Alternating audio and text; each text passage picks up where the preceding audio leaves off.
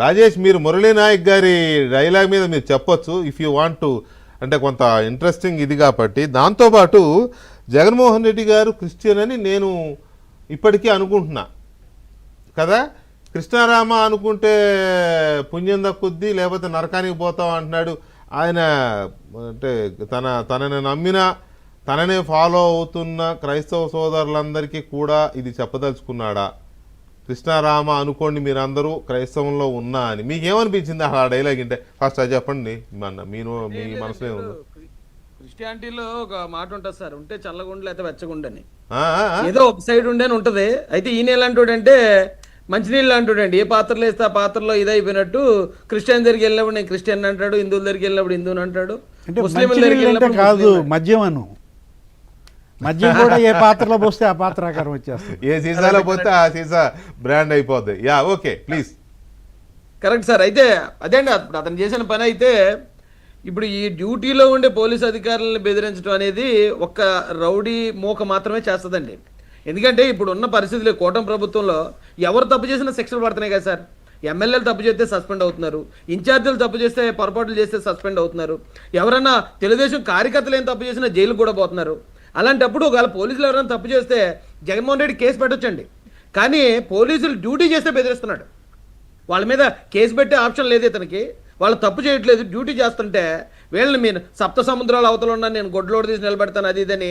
నిజంగా ఒక వీధి రౌడీ కూడా అలాగా బెదిరించే పరిస్థితి లేదు సార్. మరి ఇతని మీద ఇప్పుడు దాకా ఎందుకు ఎఫ్ఐఆర్లు అవ్వలేదు నాకైతే అర్థం కాలేదు. కానీ వీళ్ళు ఈ పులివెందుల్లో ఆడాల్సిన డ్రామాలన్నీ ఆడేశారండి. మీరు గమనించారు లేదో, పాపం ఎమ్మెల్సీని ఎవరినో మొత్తం బట్టలన్నీ నిప్పేసి వీల్ చైర్లో కూర్చోబెట్టి మొత్తం ఊరంతా తిప్పేశారు. తిప్పేసి అతని చేతికి కట్టేసేసారు, కట్టేసి మొత్తం ఎన్ని డ్రామాలు ఆడాలి అన్ని డ్రామాలు సార్. ఇంకోటి ఏంటంటే అక్కడ ఇతను దాడులు చేశారు తెలుగుదేశం వాళ్ళు, మా ఎమ్మెల్సీని కొట్టారు అనేది ప్రచారం చేశారు. ఆ ప్రచారం చేసిన వాళ్ళు ఎవరండి? అవినాష్ రెడ్డి, బైరెడ్డి సిద్ధార్థ రెడ్డి. వాళ్ళిద్దరి మీద మర్డర్ కేసులు ఉన్నాయి. మర్డర్ కేసులు ఉన్న ఇద్దరు వ్యక్తులు వెళ్ళి దాడి చేసిన వాళ్ళు దుర్మార్గులు అని చెప్తున్నాడండి. ఆ దెయ్యాలు వేదాలు వల్లించడం అంటే ఇంకెంతకంటే ఎక్కడ ఉంది సార్. అయితే ఒకటైతే క్లియర్గా అర్థమైంది సార్, ఈ ఎలక్షన్కి మొత్తం అసెంబ్లీలో వైఎస్ఆర్సీపీ వాషౌట్ అయిపోయింది. అసెంబ్లీలో లేదిక దాని ప్రజెన్స్. రేపు 29కి వచ్చేటప్పటికి రాష్ట్రంలో కూడా దాని ప్రజెన్స్ అంతా కనుమరుగైపోద్దండి. రాహుల్ గాంధీ అటువైపే, చంద్రబాబు నాయుడు గారి వైపే, రేవంత్ రెడ్డి చంద్రబాబు నాయుడు గారి వైపే, మోడీ గారు చంద్రబాబు నాయుడు గారి వైపే, పవన్ కళ్యాణ్ గారు చంద్రబాబు నాయుడు గారి వైపే అని చెప్తాడు జగన్మోహన్ రెడ్డి. అతను విమర్శించాలని అనుకుంటున్నాడు, కానీ దేశం అంతా ఒక వైపుకి వెళ్ళిపోయింది, నన్ను ఒకనే ఏకాకి చేసేసింది అనే విషయాన్ని అతను గమనించలేకపోతున్నాడండి.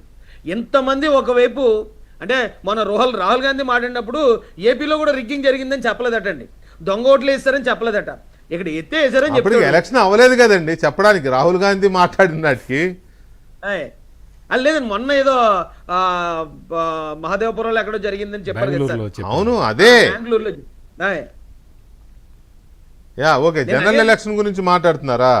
General election sir, general election లో ఇక్కడ కూడా అలాగా ఏదో జరిగిపోయిందని చెప్తే పాపం వీళ్ళు పేటీఎం కుర్రోళ్ళు అందరూ ఖాళీ కూర్చున్నారండి సెల్ ఫోన్లు పట్టుకుని.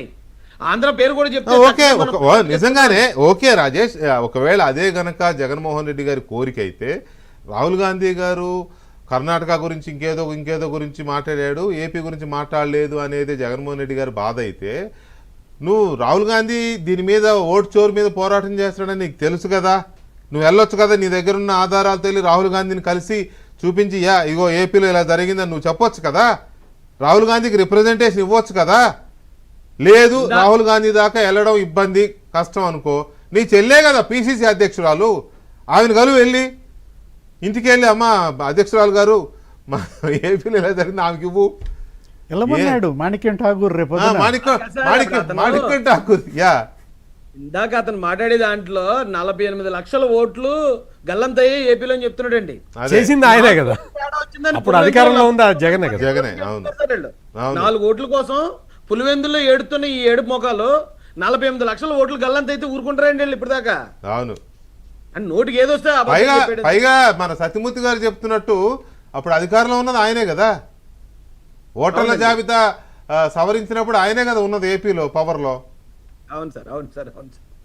తప్పించుకోవడానికి మాట్లాడుతున్నాడు ఇంకంతే, ఇంకంత మంచి ఏమనలేమని. ఇప్పుడు రాహుల్ గాంధీ 70 ఓట్లు ఒక అడ్రస్ మీద గురించి మాట్లాడుతున్నాడు అవును. మహదేవపురాలో. అవును. 700 ఓట్లు ఒక షిరిడీలో చిరునామాలో, ఒక ఇంట్లోనే 700 ఓట్లు ఒక ఇంట్లోనే షిరిడీలో శ్యామల్ నగర్ లో అని చెప్తున్నాడు. అట్లాగే నీ దగ్గర ఏమైనా ఉంటే నువ్వు తీసుకెళ్లి రాహుల్ గాంధీకి ఇవ్వాల్సింది. ఇదిగో ఏపీలో ఇలా జరిగింది అని ఇవ్వలేదు.